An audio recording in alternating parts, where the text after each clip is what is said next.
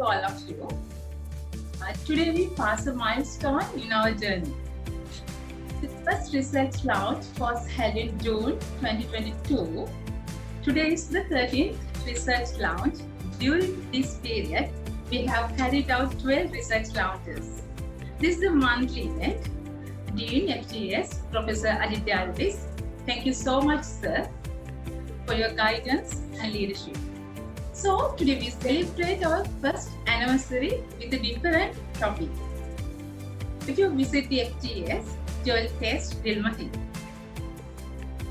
On our first anniversary today, you are going to have a gift from us. It is, you are going to create a quick reference collection as a book with Pinterest.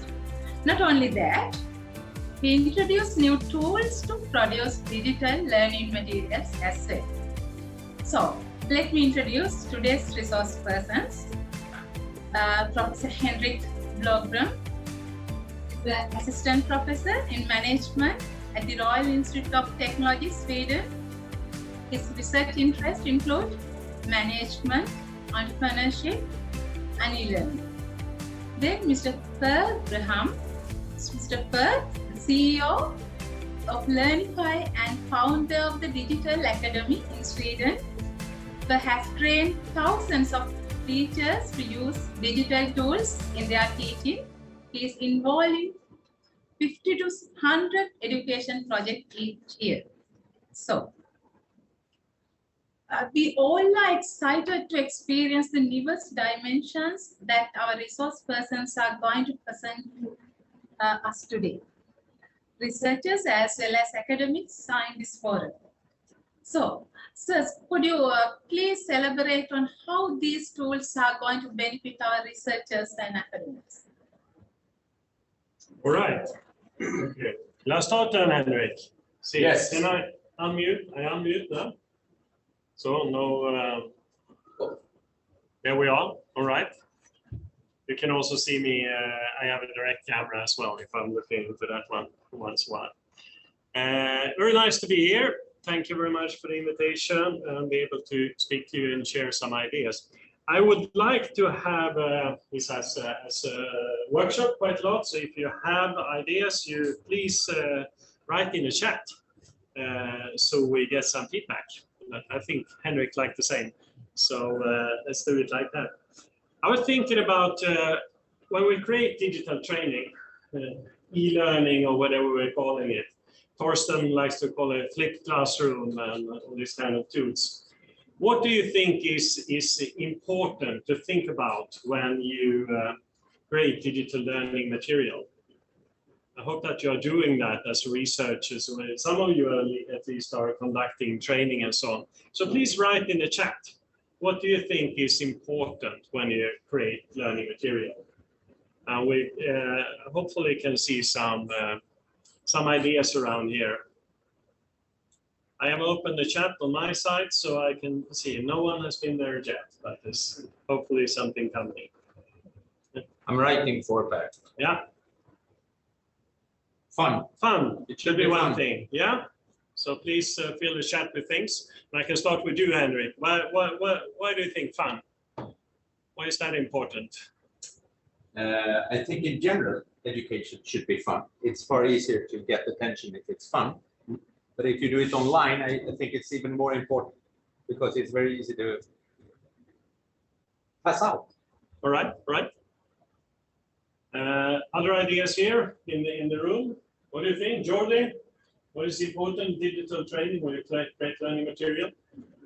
For sure, that is fun and in the sense of interesting, no? Yeah, interesting. It engage you. Yeah. Why need more interesting in the digital version compared to teacher-led training? You have more freedom. Yeah, more freedom. So yeah, like to inspire the students. You can repeat if necessary or left a part if you already know it's your own platform. Yeah, yeah. Right. What do you say? What do you think is? It should be more interactive. Interactive with more interactive. And why is that? Because it is digital. That means we don't see students physically. So in order to have it like more effective, we need to prepare the material more interactive, and as well as students has to they have to be more interactive. They want to capture more about these topics. So they can do something. Yeah. Thank you. Good. And Less transport cost. sorry. Less transport cost to come to university. Yeah, yeah. And what is an example of really bad digital training that you fall asleep to? What do you think? I think it's bad experience means that the failure to convey the correct message. Okay, okay. Because in a physical class, the students get the opportunity to ask questions directly if they have any questions. But in digital class, sometimes the teacher takes some time to reply those questions. And I think that might be a little bit issue. Yeah. From the student's perspective. That's right. You need to come through to really pass on the message and all that. And I got some help here from Henrik. Interesting, interactive, and relevant training. And as we all were into this, is that we have a different situation when we are online because we are competing with different things. If we are in the same room, you are polite and you are quiet and you listen, at least good enough from whatever you prefer how to do it. But when we sit on our computer, we can do whatever we like. So, and we tend to relax. And when we study this, how people are using MOOCs on that type of training, we see that the attention span is quite low, actually. On lectures, we have a lot of dropouts already from 20, 30 seconds, where the students just pop out, they don't listen anymore. But that might also be because they are in the wrong place. They were just looking, is this something for me? Maybe it's not something for you. So that could be okay. But we have a huge dropout around 3-4 minutes, something like that, of a lot of training as well. So that is a problem with is that how can we keep the interest? So how do you do to keep that? Henrik, for instance, how do you do to avoid people dropping out after a few minutes? Try to make it as interactive as possible, as you say. So I tend to throw the students out in breakout room groups. And then I pop in the breakout rooms just to ask them, do they work or not? And they do. That's a good idea. So make something and an interactivity, an exercise, or even to start over the film to be able to click on it again. And why should I be able to do that instead of watching a 40-minute lecture in one row? Well, you can, for instance, if you cut it into 3 or 4 minute pieces, you can put up the essential message here. In the beginning of each film, what are the intended learning outcome? In this next 4 minutes, what is coming here? Or you have a summary of what has just happened before that. So different ways to divide the material in different ways. So we were at Open University yesterday, and I heard them saying that they had some lectures that were for 2 hours, recorded lectures. And I think that's far too long. It's really challenging. And you know from old research around pedagogy and how our attention span, that you can sit in a lesson for 40 minutes or something like that. But to have two hours and digital as well, it's really hard for the student to keep up. We were trying now together to make some experiments here with the lab that you have here, the online lab. So, and we tried to see how can we use video in this to make it more interesting. So we just 2 hours ago shot a small video. Let's see if I can share my screen here.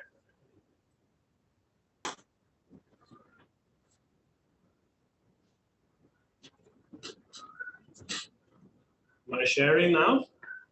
Yeah, there we are. So we made to use a video as an introduction to something. Actually, in your online lab here, it was very good, this description in text and so on. But could we make it a little bit more interesting with the video introduction? Let's see if that is possible. The concentration of our emissions are perfect. Unfortunately, the temperature inside our gas combustion chamber is very low. What should I do? Actually, that was the last one. There's so much technology now, so I'm a little bit confused. We'll see. This is the no. And I see the windows here. There we have that. The full presentation. The introduction. Hi everyone. Welcome to the gas combustion laboratory at the University of Moratuwa, Sri Lanka. Using this laboratory, the student can conduct gas combustion experiment. The main objective of this experiment is to analyze the air-fuel ratio and in relation with the emissions. Let me explain you how to conduct this experiment. Here we have a gas combustion column, and using this gas combustion column, we can conduct gas experiments. First, we prepare an air-fuel mixture. The fuel can be LP. Okay, so this type of explanation, what we filmed here is an introduction to the lab here and all the equipment and all that. And it goes on for a few minutes, not very long, but a brief one. And that's one way of doing it. And I forgot your name. Hira. When he did that, he was very good at doing this, I think, and easygoing and out and so. And we should, or when we do this kind of lecture, we should really, find someone that is good to do it if we don't want to do it ourselves. So we help each other out and do it. This is one way of doing it. And another thing that could be helpful here is to have it more problemized. So you probably heard about the challenge concept, how to challenge or challenge-based learning or problem-based learning and so on. So here I got some help to illustrate the problem. I'm Devan Chatra. So let me ask you a question. What is combustion? Combustion is the burning of a fuel with the oxygen. So during combustion, we get heat and emission products. To get the optimum combustion, what should be the conditions? Assume we are burning a fuel with oxygen, and if we reduce the oxygen, then the products will be gases and heat. If we increase our oxygen ratio, yes, our fuel will be completely burned. Okay, so here we are presented with a problem instead of introducing the equipment, and here is the fusion chamber, here are the gas and so on that. Here we focus on the problem. And that's one way of using video. And we did this 2 hours ago, and it took us 15 minutes or something to do each of these. So it's not like we're putting in massive resources. There could be a way to illustrate it. Another way could be to have a little bit dramatized if you work with a scenario. So maybe you start with this problem and then different things happen. So you can go up, you do this, and then that's happened and so on. And here we had a small part of a scenario where he had some problem. The concentration of our emissions are perfect. Unfortunately, the temperature inside our gas combustion chamber is very low. What should I do? Yeah. So you have several sequences, you can present theory and so on, to bring a variation in different ways. To always keep in mind the student, how can we keep them on the toes? By exercises, challenges, and different ways of presenting stuff. So that's something to keep in mind. I want to keep this brief, and maybe we'll have more of a discussion and so on. So, but I think we'll let Henrik present his stuff first, and we can have more of a discussion later. That's okay. Okay.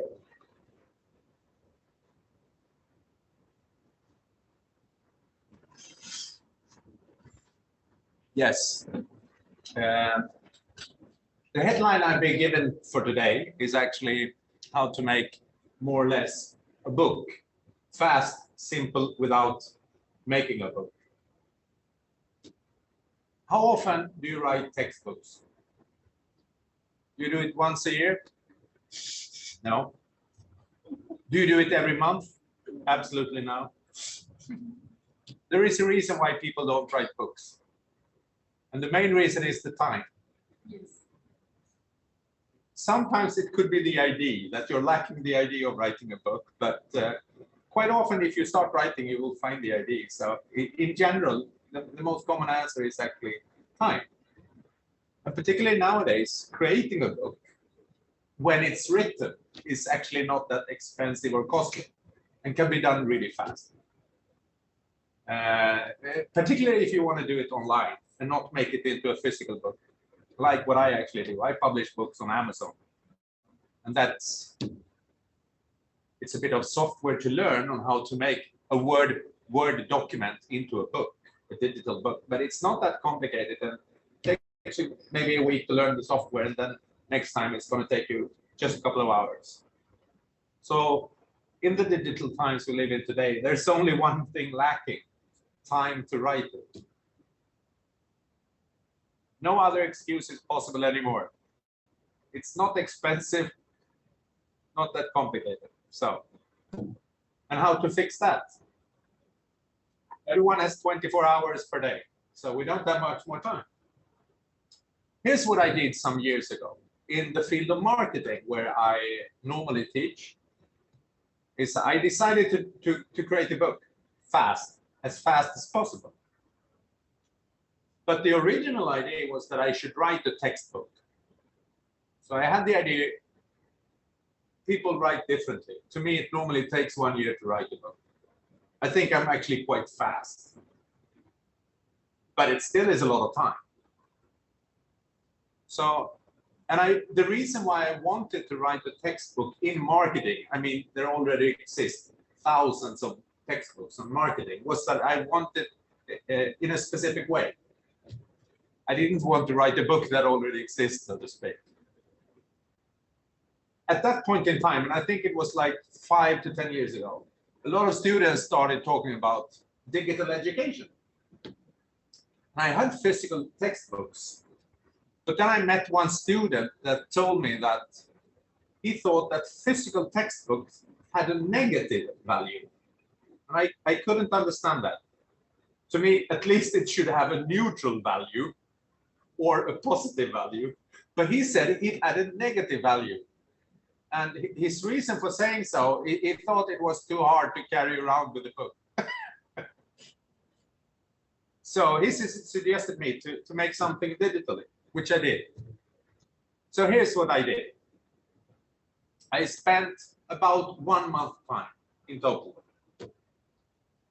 on the internet, Googling around and surfing around and finding good resources. Everything from PDF files to YouTube clips, to podcasts, to slides, everything. And then I collected it with the help of a service called Pinterest. Do you use Pinterest? Anyone using Pinterest?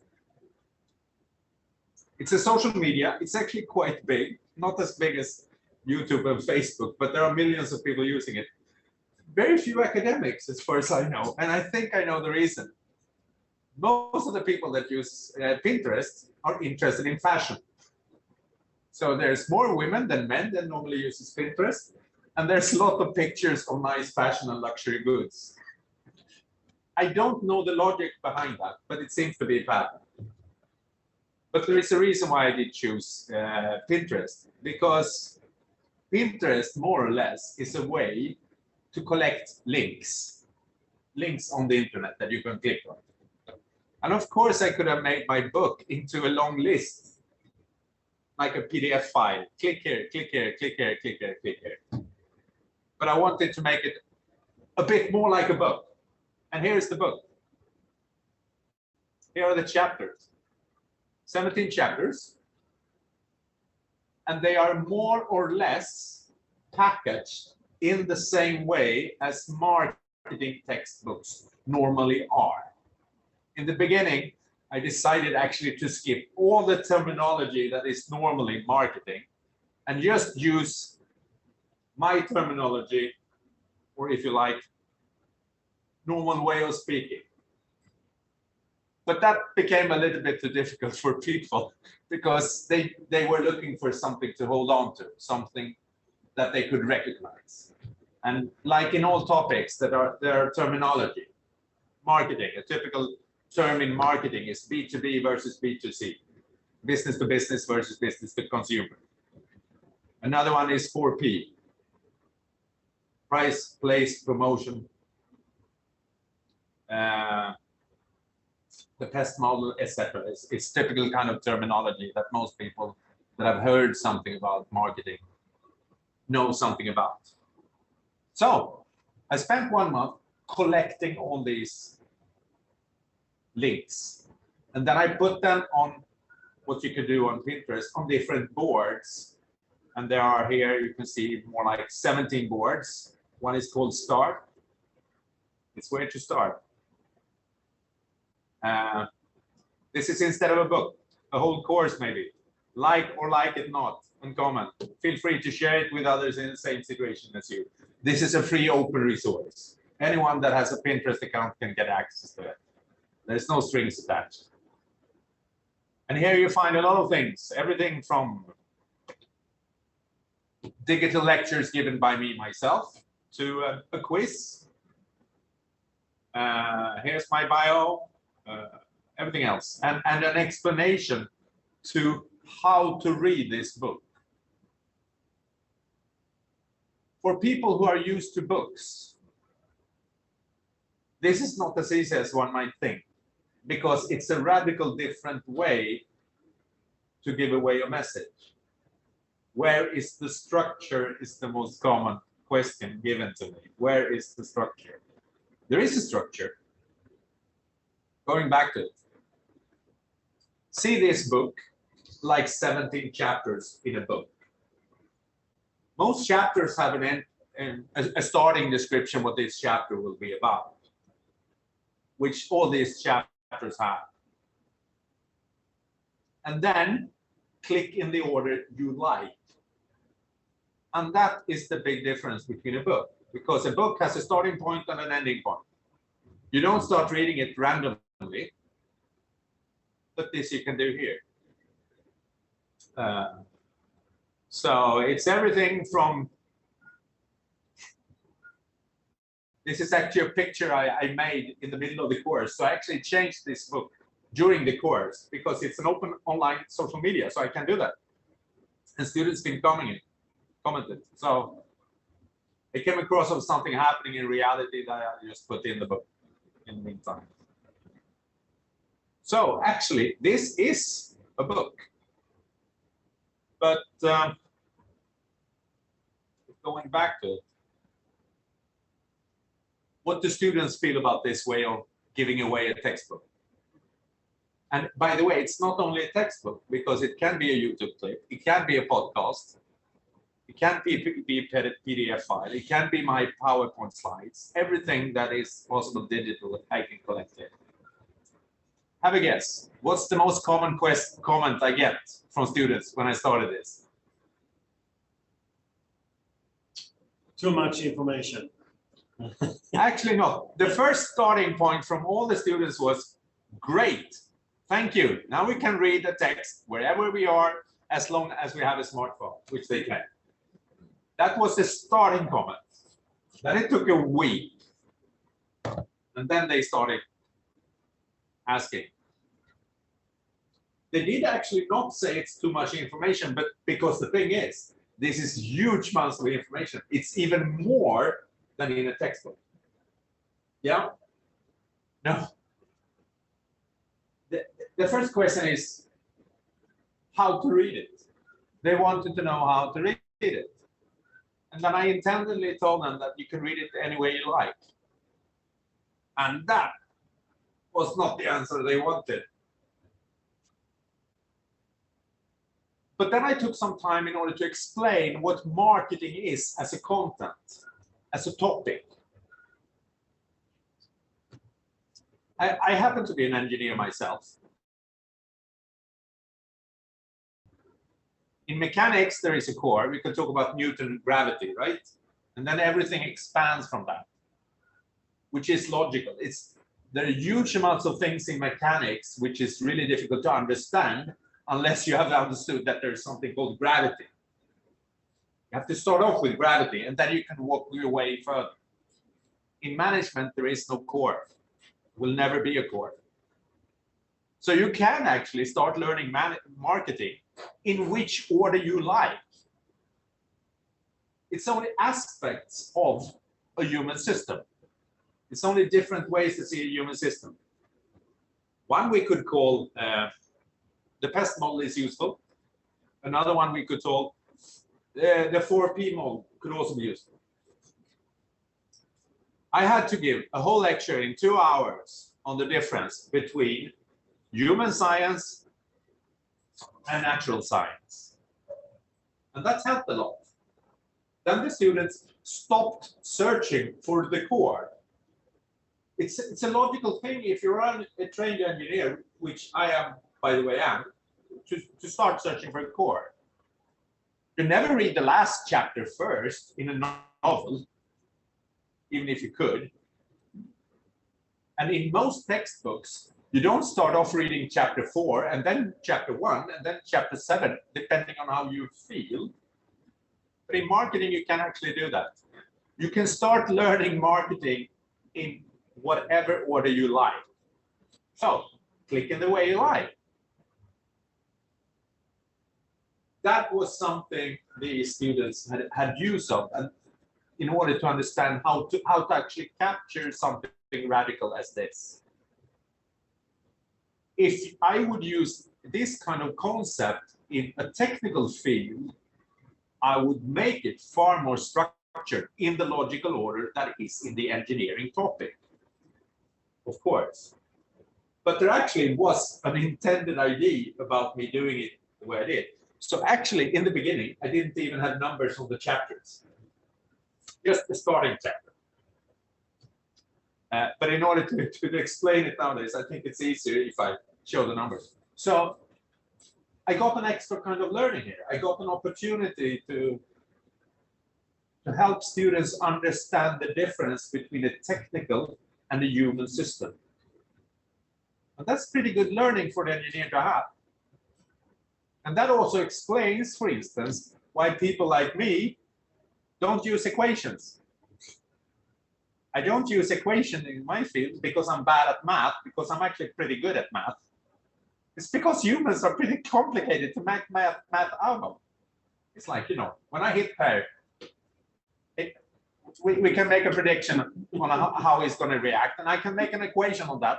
But next time I do it, he's going to act differently. He's a living creature.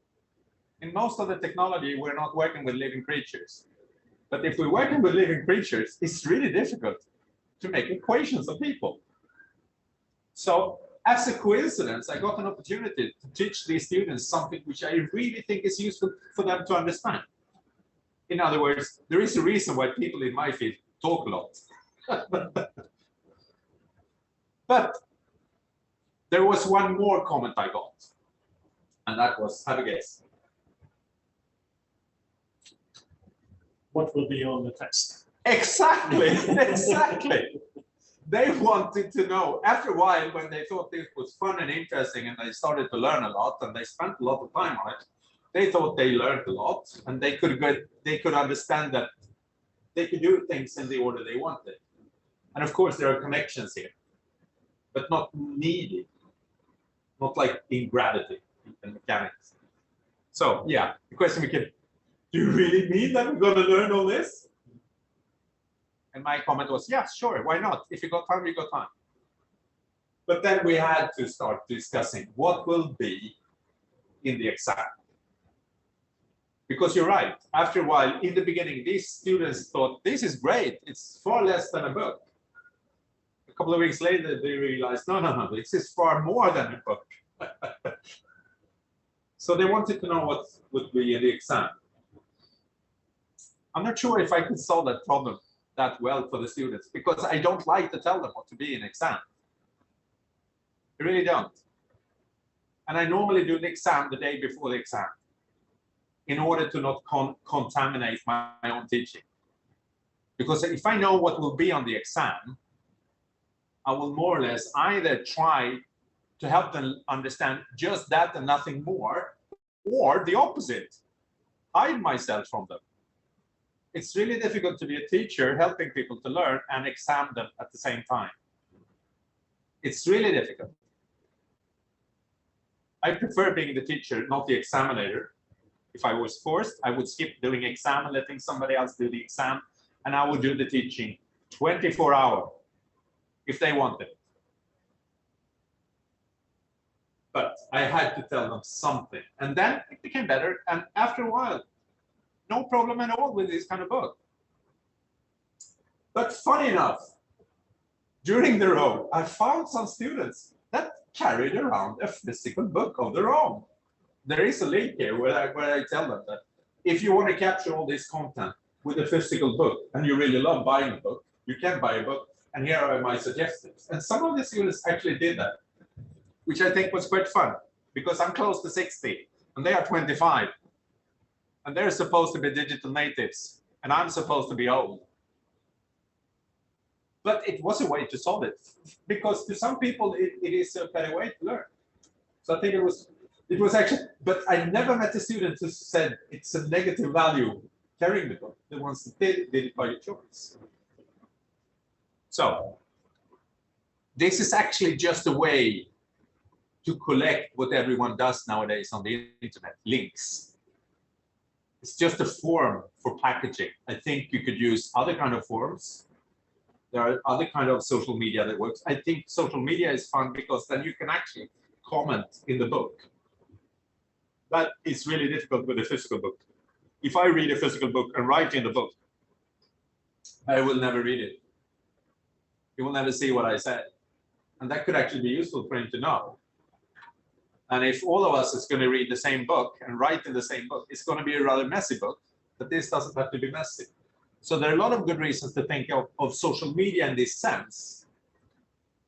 I actually even asked some students, if you have better links on the same topic, please post about it. And in some cases, I've changed my topics because I changed the links because they found something better. So I think there is a reason to think about social media in this aspect, because it's a good technical solution for interactivity. Not necessarily online interactivity every second, but over time. But of course, you could use other kind of services for it. It's actually only a form for packaging the whole reference list we normally have, right, in a text book. So that's what I did. Did it take me a long time? No, actually, I saved a lot of time.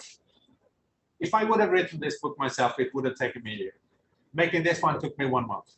Full time, I agree. So I spent a lot of time on it. It's not random links.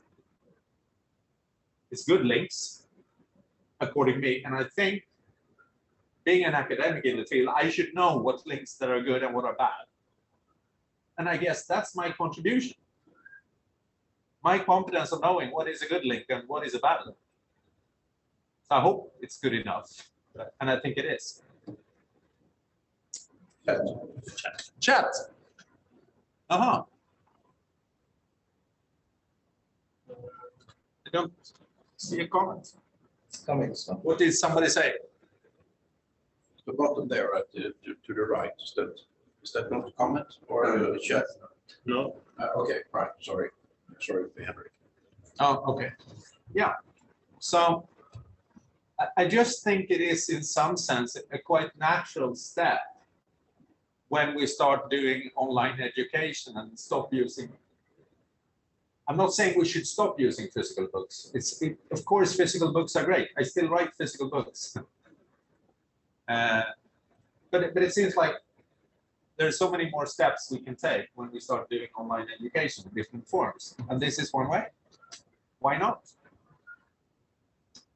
I don't do this course anymore. So at this moment, this is a not live and up and running book, but it's available if anyone wants it. You think it was crazy? A little bit. A little bit. Yeah. But where is the craziness? Is the craziness doing it digitally or the way I collect it? I think the craziness is actually going from offline to online.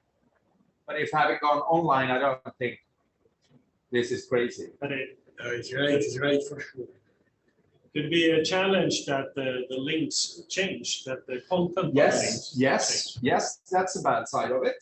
Yeah, so it has to. maintain. Yeah, yes, but it's not actually more different than if you write a book. Maybe you regret what you wrote 1 month ago, but it's too late because it's in printed form. All books have to be updated, particularly in the field of teaching, I think. It's not this is not a novel. It's not a novel you should read when lying in bed back home. It's a textbook. So yes, some links were gone. Yeah, and in some cases, somebody came and told me that I don't want you to use my link, but that's part of it. So yeah, it's a living creature in some sense. It's a living book. Before still, I'm sitting in the backstage. So Yeah. But anyway, It started off. I should say it started off as an experiment, and it seemed to work, and I continued it for a couple of years. I don't do this course anymore. That's why I don't use it anymore. But if I would do the course, I would continue to use it. Yeah. the only, of course, I mean, this is what we are doing in this flipped classroom perspective to a certain extent. So this is all great and fine. But being the boring engineer, Yes. I need to put something at the end because the students expect, I mean, we are, as long as it's free learning, lifelong, etc. And I'm not paying my tuition fees or Yes. no one is paying the tuition fees necessarily. That is all fine because I start and I stop when I feel that I got. However, at the university, you have to have deadline, or not a deadline, but you have to have a certain stage where people will know that now I have achieved the goal of the intended learning outcomes. Yes. Yes. All right. So, but I do not see any contradiction because the intended learning outcomes is just a matter of putting that up front, and then thereafter you can do the But first of all, there is an appendix deliberately. That's what we normally find in the end of the book. That's the end of the book. So you get an end. But this is just a book. It's not the whole course. This is just a textbook in the course. And in the course, I have a starting point and a clear ending point and all that. Yes, of course. So you have to bear in mind, this is not an online course. This is an online textbook. Okay. But I agree with you fully. And that was, so I gave lectures, related it to the content in the textbook, like this lecture is chapter 7 and all that. And there is learning outcomes as normally in the course. So I would never suggest using this kind of tool as a whole online course. Because it's not structured enough, you could say. I agree with you fully. So it's just a book. I was thinking about another aspect of this is, since a lot of people listening in, I understand, are researchers. And is this a tool to, a personal tool to collect links and structure your research and stuff like that? Is that a possible use of Pinterest? Yeah, you could use it, but there are actually for research purpose. So does it already exist? The research purpose is not necessarily that it should look nice. I would never try to send this into a journal and get it published. No, not that. First of all, as a personal tool to structure my information. But there are research tools that have been developed during the last couple of years where it's more or less, here's a place to collect links. Okay. But the most interesting thing there is sharing the links and getting other academics' comments on the links. Okay. So these ones exist, but they don't look good. But they don't have to look good because it's not a public thing. It's a personal thing. So yeah, but I mean, people use Pinterest for collecting I think I'm the only textbook on Pinterest. You collect cooking recipes or your favorite luxury goods, or use it as any kind of social media where you want to share a link. So in that sense, I didn't spend that much time on thinking of what tool to use. And nowadays, I think this one is maybe even 10 years old now. I don't remember exactly. So at that point in time, I had a personal interest in different kind of social media. So I used it and it seemed to work. If I would start all over today, maybe I would actually spend some time first to figure out an even better tool than Pinterest. Yeah. I can imagine to have something to show the network in the background, how things are connected to each other. Exactly, yeah, which you cannot see here. Yeah. And I mean, have you ever tried Flipboard? A pretty big global news agency service. They are actually using more or less the same basic technology, where they collect news from different kind of news channels. And they package it extremely nice. It becomes like your own digital news magazine. And they have a really good technology for that. This is not nice enough compared to Flipboard, I would say. So it depends on what you want to achieve.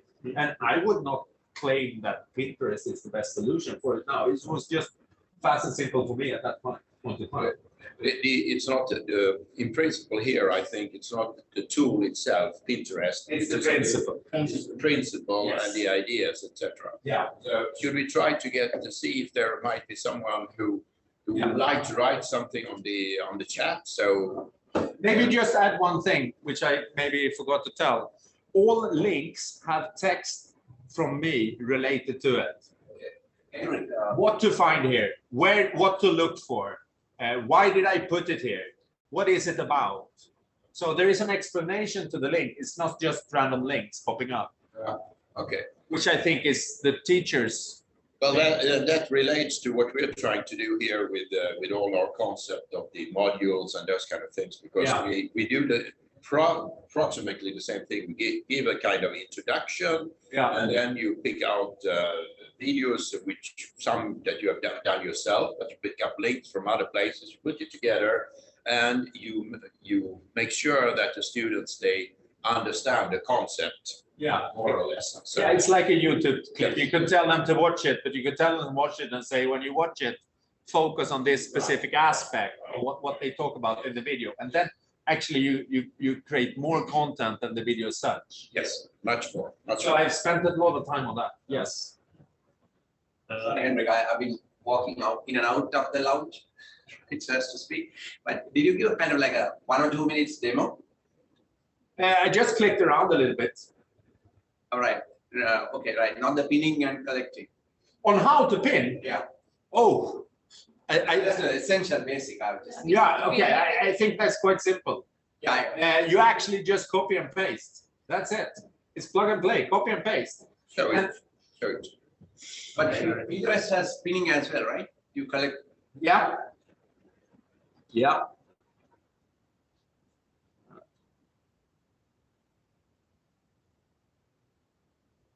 Like here. Okay, we try this one. We have different ways of using it. So, if I want to create a new board,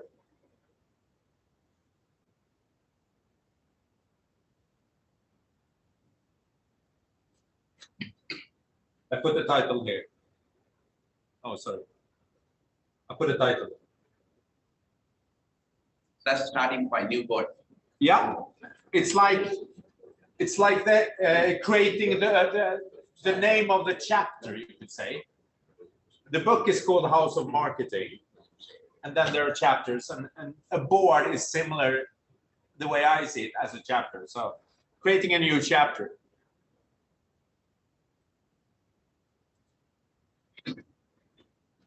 Drag and drop or link to upload image or a video. Well, we could take, what picture do you want? Maybe a teacher, right? Where is a great teacher? Here's a great teacher. Oh. Right.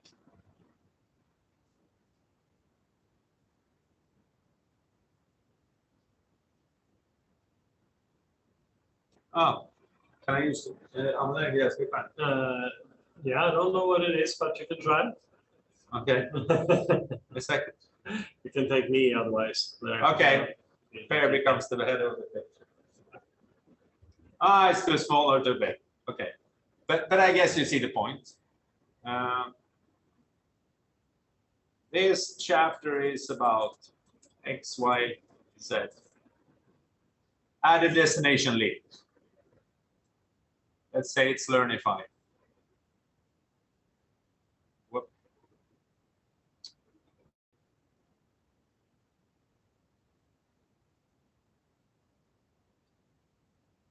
Publish immediately.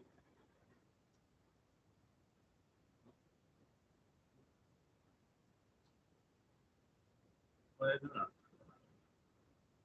It's a link. Speak that for a second. Okay. But you have the principle there. Yeah. It's, Okay. And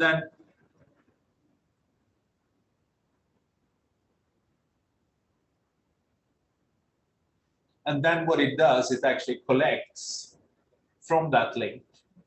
Like if I go back and show you where we were.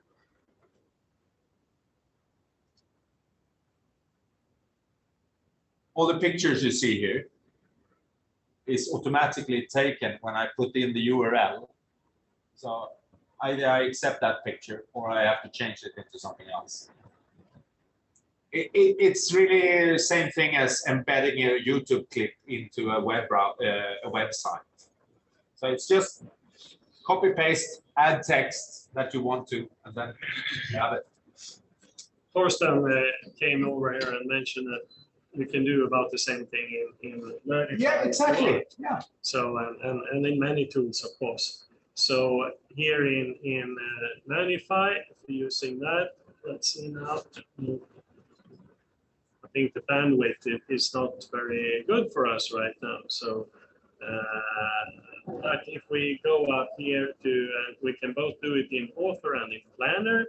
And in Author, we do it on the individual page level. So here we can either then have templates with text and images and so on, where we can upload or we can link to an image. Yep. About the same thing, and we can put up our own text. And we can write something more. We can post a link to a picture, whatever we want here. Yeah. We also have tools for embedding a video. Yep. Here, if that is something, so you can either take upload a video directly, or you can link to it, or you can record it. And that would be a far more structured way than the way I use pictures. Probably more technology training could be. Yeah, of course. But screen capture is a good one as well, where you can record your screen with a PowerPoint or whatever to create a lecture that way. And there are quite a few different tools. And if you go to a planner, if you create one of them, let's see here if we have, we can. Then we are stepping up one level in the hierarchy. So there in a planning, we can go and add other modules that we have created already. So if I find something here, I can say I want this module and I want something else. Yes. I want that one. Yeah. And so on, the different one, and I can organize them.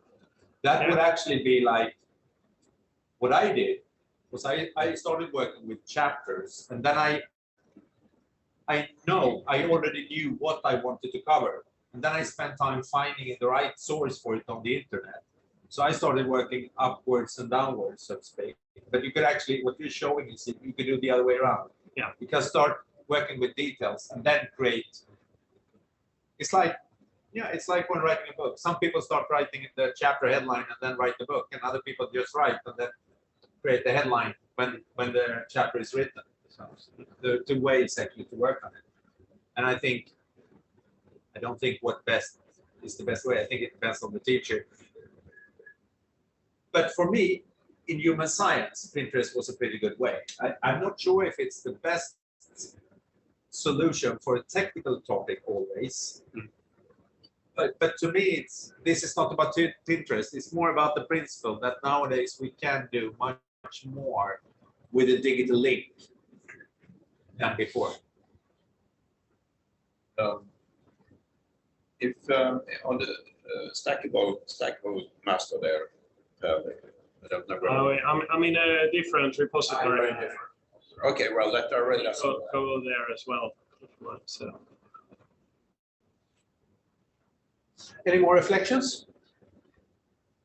Previously, you added many links to the Pinterest. Then how can we publish it? You cannot. Can we see the publish? Well, no.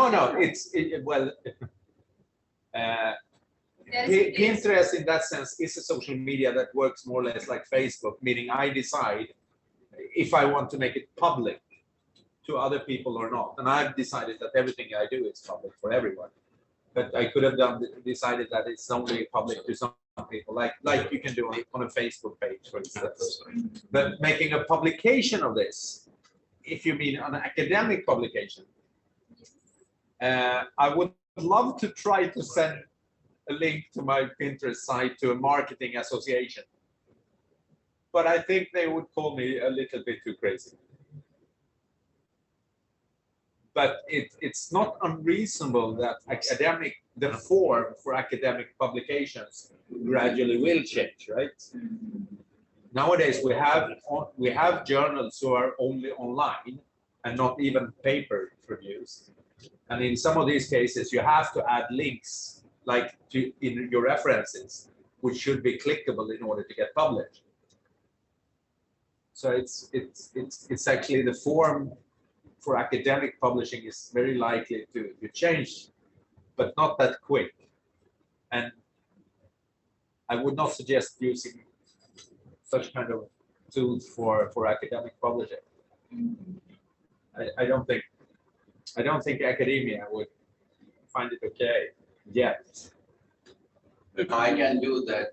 I can use ChatGPT to give me a PowerPoint presentation for tomorrow. Yes. So it will force academic journals to change. Yes.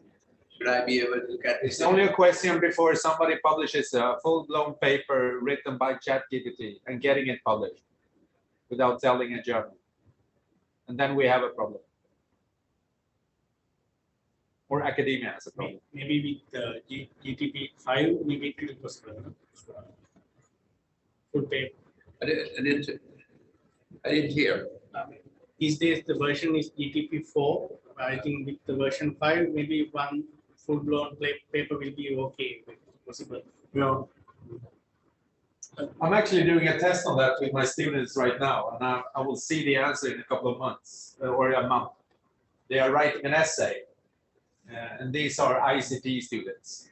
So of course, everyone knew about ChatGPT 1 week after it was launched. 100% of my students knew it. I never told them. Everyone knows. Everyone on the planet knows, particularly students. So of course they started using it, right? And it is debated. And at that point in time, I was asked, it was planned in the course that they should write an essay. And then some students thought they were funny by saying, okay, but if we make it with ChatGPT, will you ever get to know? And then I told them, okay, no, I suggest you to use it. Write 50% of your essay yourself and 50% of it with ChatGPT, and don't tell me which is which. Just tell me that you did. And then let's see if I can figure it out. Because then we can learn something jointly interesting in it. Is it good? And how good is it? And is it not? And that's an experiment ongoing right now. So academic journal publishing, of course, it's not gradually going to be forced to be changed because of these kind of tools. If you allow me to make a comment, please. It has already changed. It has already changed. In computer science, people upload the paper, the code, the data.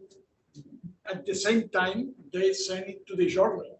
When the journal accepted it, automatically, happening in several journals, the paper appears there, and the code and the data remains in their place. And if you consult journals of Nature Science that are at the top, they have a lot of peaks of graph because simply it's communicating better, communicating well, offering all the possibilities. It's not something for simple things, or for things social science are not simple, but it's something that you have to assume is a little different. It's already, it already exists. You can go from one paper to the other, to the links with the data always here. The code, this is extraordinary. But I think the code there, and you can test the code, change something, see what happened. For research, communication is totally essential. If not, you are outside the world. There is not a so good research that don't need to be spread. It doesn't exist. But I think it's going to happen faster in human science than in natural science. I think, Science, because my topic is words. My topic is words, and it's also words that not necessarily can be proved with an experiment.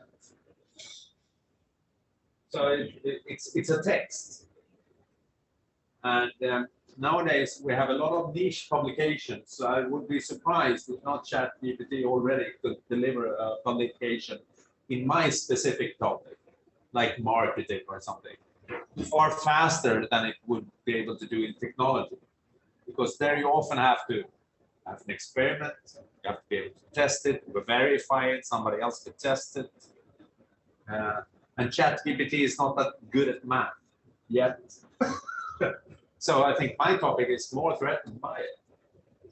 But to your answer, I didn't use this with the intention. I just use it with the intention of being able to create a book fast, and a better book than if I would write it myself. That was the starting point, just as a teaching tool. And I think Per has a point, you could use Learnify to a more structured way with actually all the possibilities of linking. Yeah.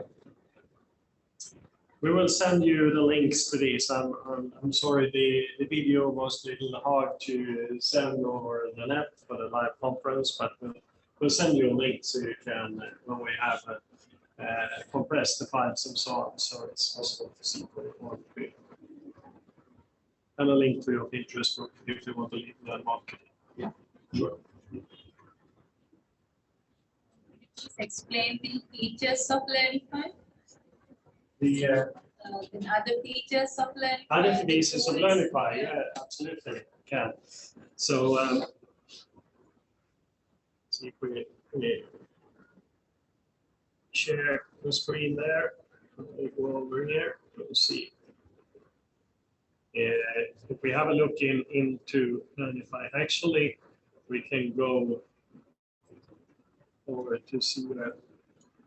Since there are a lot of engineers here, you don't die if I show you an overview like this instead. So there are a few different tools to create material. We used Author. That was the one where I uploaded videos and pictures and so on, that part. We have something called Presenter that you're not using very much, but you are using in this project, the planner as well, to create larger content. Normally Author and other tools like Author, if you have Articulate and Rise and a few others that are big in the world, they are good for about the same size as a PowerPoint.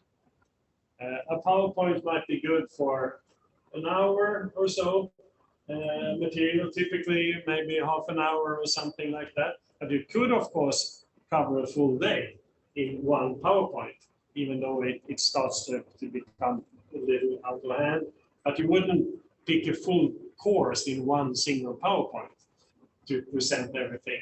And it's the same with Author here. It's good for about an hour training, something like that. You could make it dedicated, but you use a planner and use many modules from Author when you create the bigger course. And if it's a really big course, you have many planners also so you achieve your goals. Then you store all of the content in a repository, and that is to be able to reuse your material, because it's hard work to create content.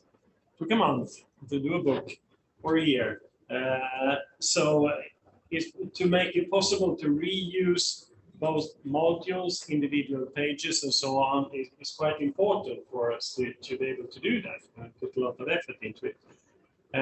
Another part that's close to the repository is the smart hosting piece here. And when you work with learning material, you want to update it, keep it fresh, and be able to do that. And the normal way that most tools work is that you export from an authoring tool and you import that into your learning management system, like Moodle that you're using here, for instance, as a learning management system. And then there's a standard called SCORM, SCORM, that you use to package this and import them in Moodle. But what happens then is that if you do an update, you need to export one more time and import it into Moodle each time. If you make it a little bit smarter, like the smart hosting here, you post a link to Moodle. And you can do that in different ways so that the students are identified with single sign-on between Learnify and Moodle. And that's called an LTI link. You can do that. And there's also another way to do this, two other ways to do this with SCORM wrapper and also with XAPI. So there are different ways to integrate the content with the learning management system to make it more efficient, to update it. In this case, when you're working together, several universities, it's even more important because even if it's the Moodle, you have one Moodle each university. And you can distribute the content from one place, and everyone will have the updated content immediately as it is updated. So not exporting 3 gigabytes there and 5 gigabytes there and exporting and administration. Post links and it will be automatically updated all the time. And there are more and more interaction and working together like this in the world right now. And also, if a university or a company invest in a learning management system, like Moodle or something else, more proprietary system for a company, you don't want to change that all the time. It's like an ERP system, an enterprise resource planning system. If you buy one, you want to keep it for 5 or 10 years or something like that. So you shouldn't change it all the time. And it's important then to have content that complies to standards so you can work together with different parties. And in the future, probably universities will work even more with vocational training, lifelong training, and integrate with companies and so on. So this becomes more important. So that are parts of Learnify that is rather important. There are parts of Learnify that some of you have used here. I know the social training parts. When we go here and we can go to author and see the different templates.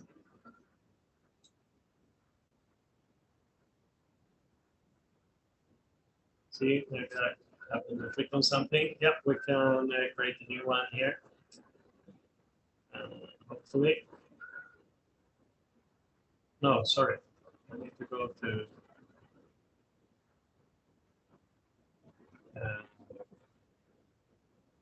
the author here is rather slow with the video conference and a dongle for an internet here. Let's see if it comes up. Now we start protesting here.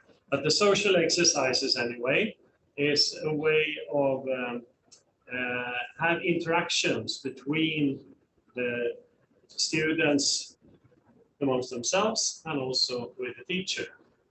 And here, when we come and look to the templates, the social ones are the red ones, the reflection templates down here. So you can, for instance, have a voting template. So when you create your content, you can which one do you prefer? And the student can vote and say, I prefer this solution in front of that one.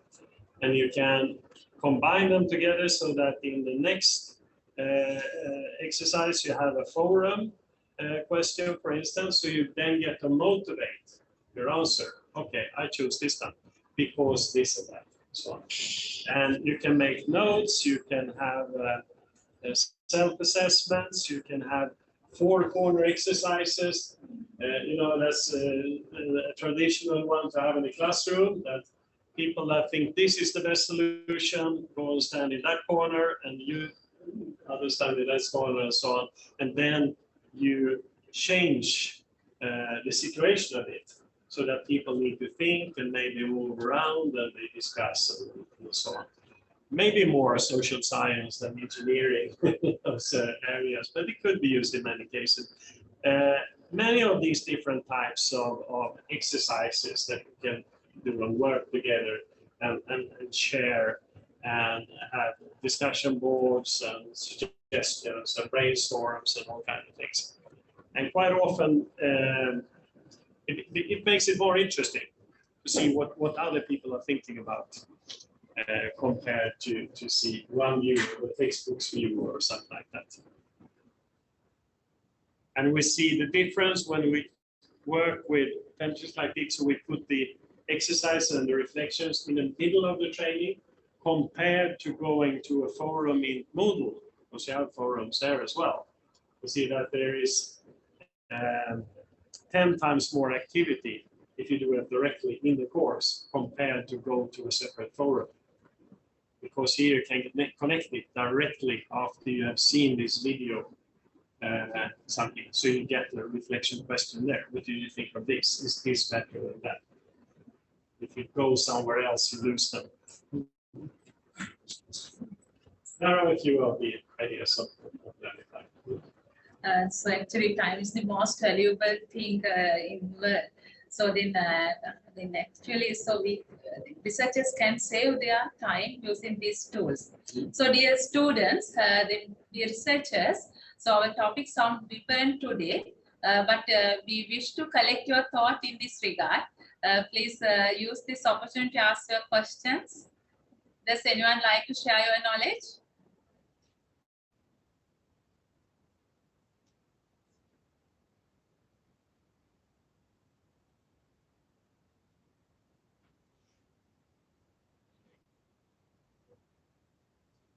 Dear researchers, do you have any questions to clarify here?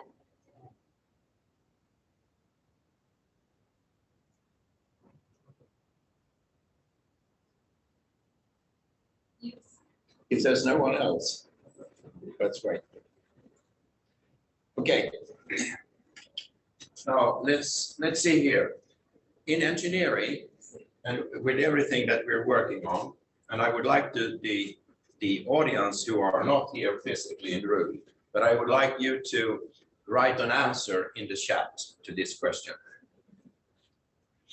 Researchers, teachers, technical area, we have to, per definition by the university, we have to write the intended learning outcomes, right?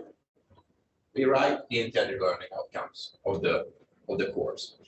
Then, per definition, we also have to write how long we estimate that the students should spend on this year, right? Because we have got a course which is 1 credit or 2 credits or something like that, right? Now, if we bring this down to the module level, to much shorter, here's the question. How long do you think it will take before we can write in, as teachers, we can write in, create a module of 45 minutes with these intended learning outcomes in the specific area, of course, right? Intended learning outcomes, so I put in, as a teacher, I put in the intended learning outcomes into the AI, and I expect AI to give me the lecture that I will give to the students. What is the estimated time? And this is the question to everyone in the chat here. What is the estimated time before this will happen? Was the question clear?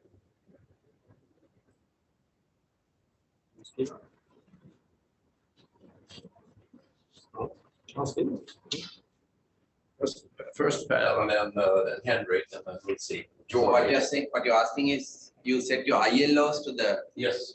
AI tool, Yes. and looking at the ILOs and a title. Yeah. AI will give me the chapter that I'm going to present tomorrow. Yes.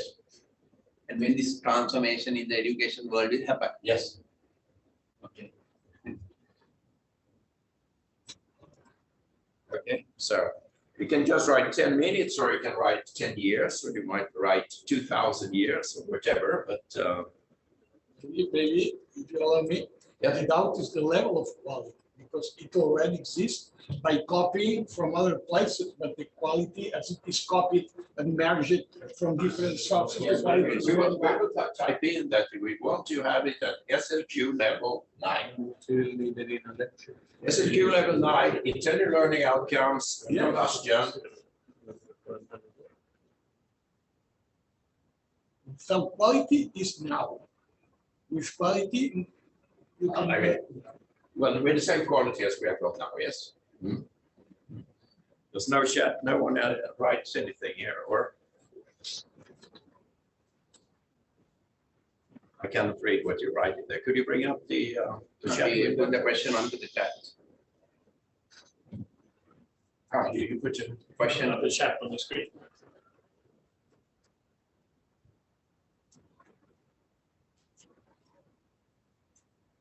Yes, okay. Maybe 3 years. 3 years. 3 years here from the dean of a university. Somebody said you don't need more than 5 mainframes, so IBM. Right. I remember that in 1960. Yes. So it's easy to make the prediction. It's easy to make the go and correct. So answer is, what is 5 years? 5 years.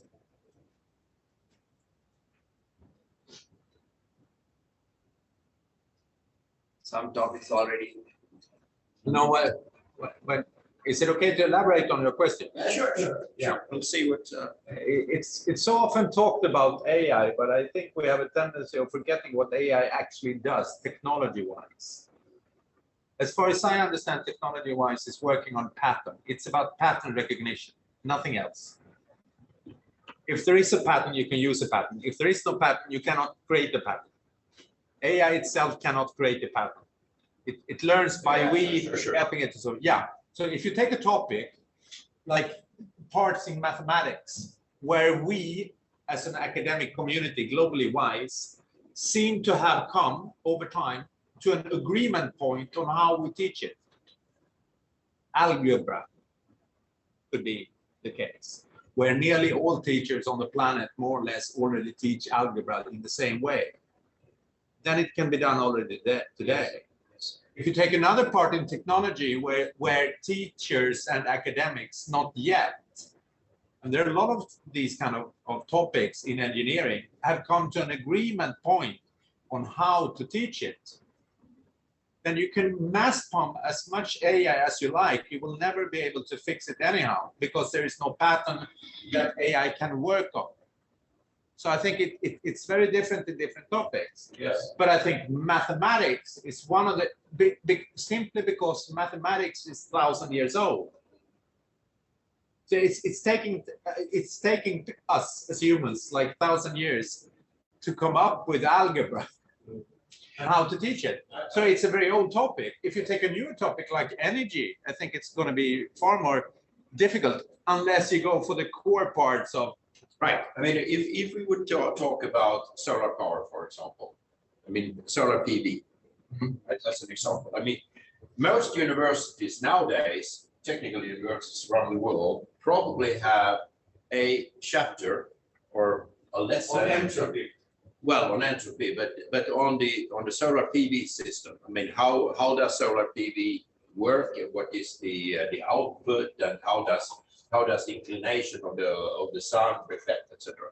So most universities have those courses. So there should be ample information. So if I would put them into the AI, this AI would just screen, take the MIT part, take the UBC part, take the UOM part of all these lectures, because that's all available, right?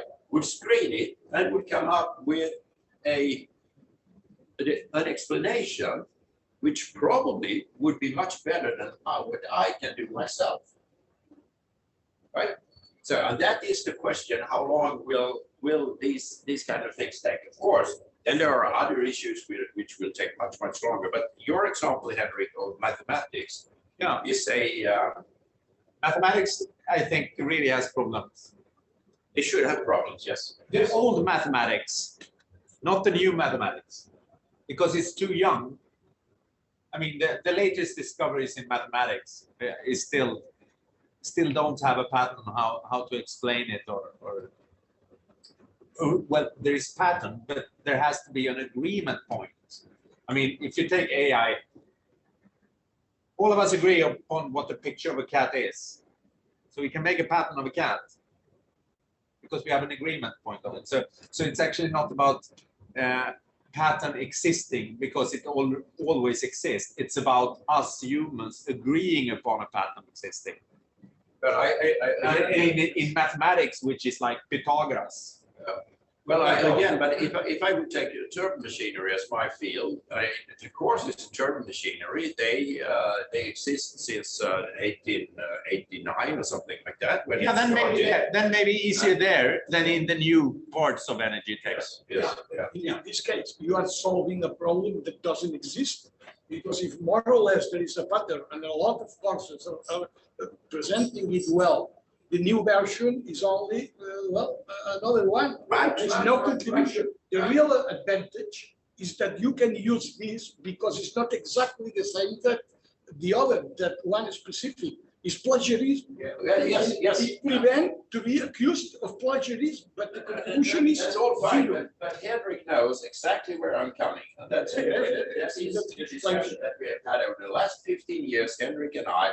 What is the use of the university?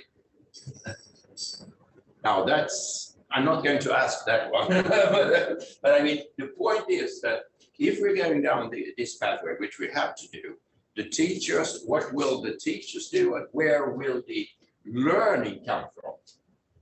Who will learn in which way? And then if the universities is just there to deliver, because the university does not in the future need to deliver the knowledge, because the knowledge is there. The university is there to deliver the certificate.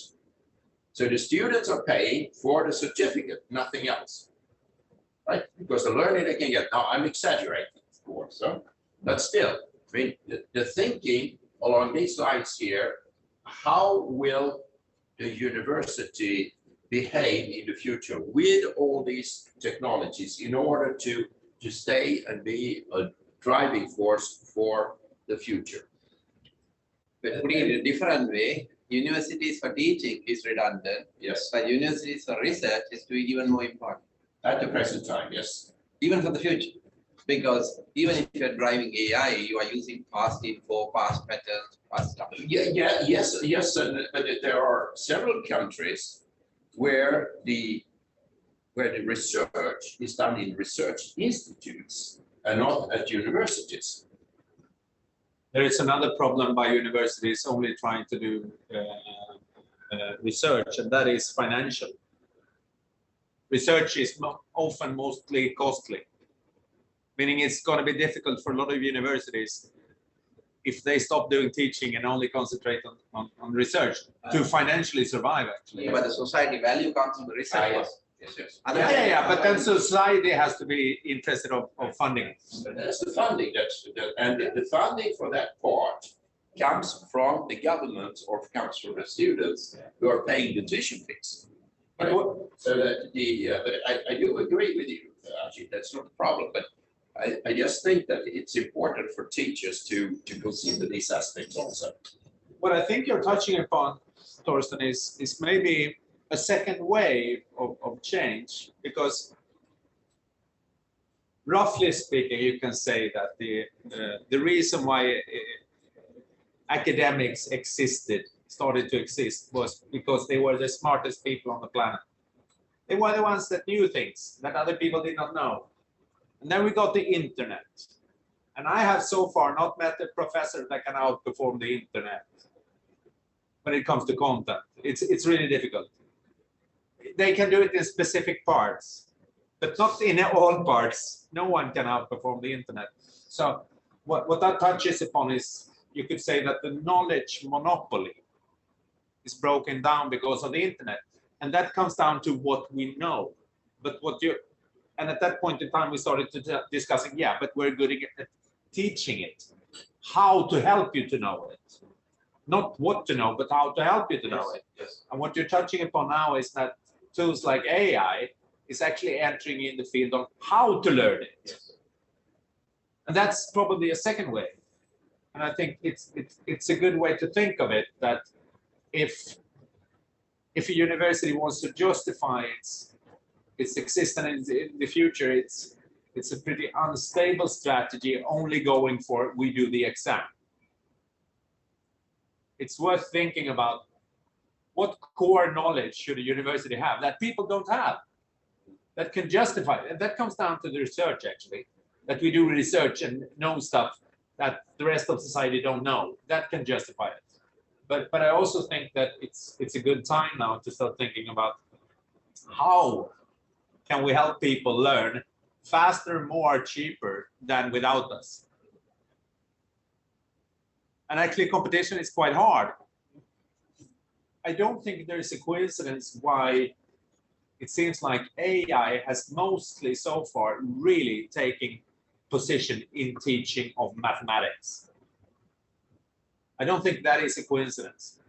They're already extremely good AI teachers in mathematics, and it's pretty simple in some sense. If you accept the fact that there is a pattern on how to learn basic mathematics, then you can digitalize it. You can make an AI tool solution, and then I give it to you, and you make a test, right? So I can figure out what level are you on, and then I provide you with a task that is not too easy for you and not too complicated, because if it's too easy, you will not learn because you already know it. If it's too complicated, you will neither learn because it's too complicated. So I put it exactly on the level where you can stretch your learning. And I do it again and again and again, and then I raise your level extremely fast. And we already have AI solution in math in China that I've shown that you can, with an AI tool, you can teach a young child to learn mathematics extremely much faster than a teacher can. Yes. Yes. Simply because if you're in a classroom with 20 students, how to adapt to, I think you should do this exactly exercise right now. And 5 minutes later, you should do that one, and you should do that one, and you should do that one. It's totally impossible. So I think there is no coincidence why we find these tools in mathematics education, because there is a pattern and it's an old topic. Okay, I buy that. And then the individualization of the learning will become completely different. Extremely difficult for a teacher to do.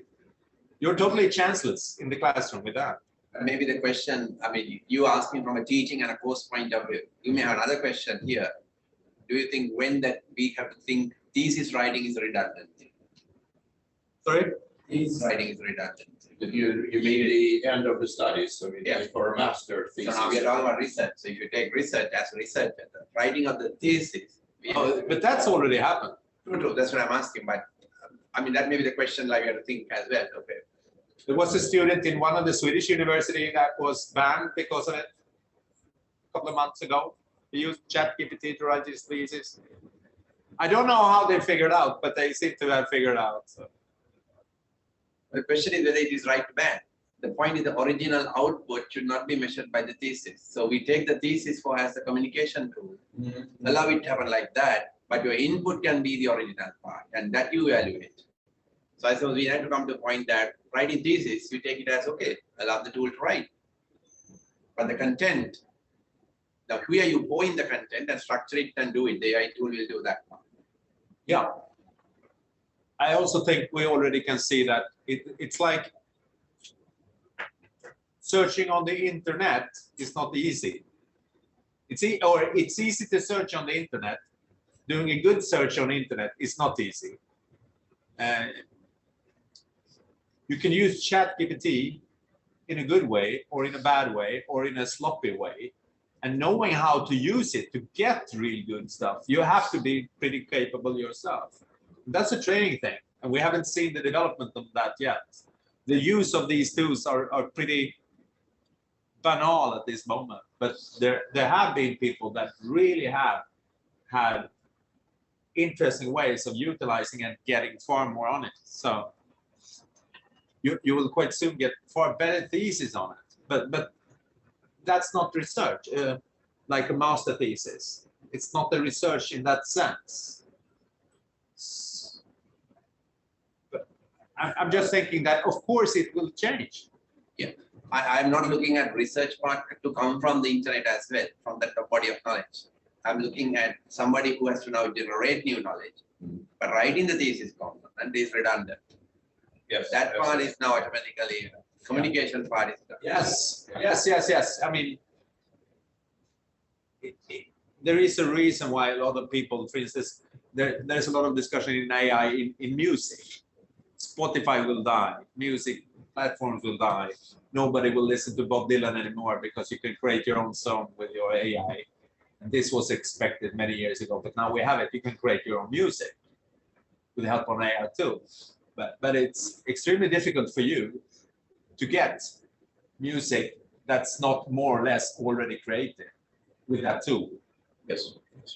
And then we come down to the basic words: creativity, innovation. What is it? So it's not going to be that innovative.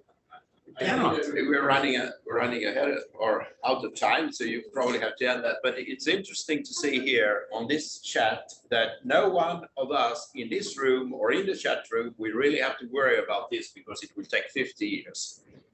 And we'll all be gone and we will not be teaching anymore in 50 years. So no worry for us, but think about the future. No, you're in Sri Lanka. And you will be learning again.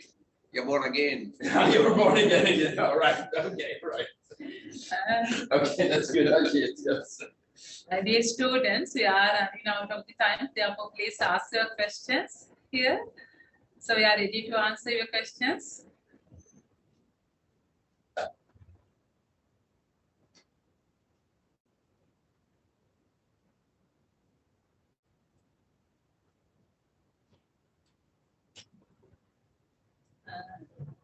Yes, sir. So for students to refer to Learnify and Pinterest, are there any user guides for videos to follow?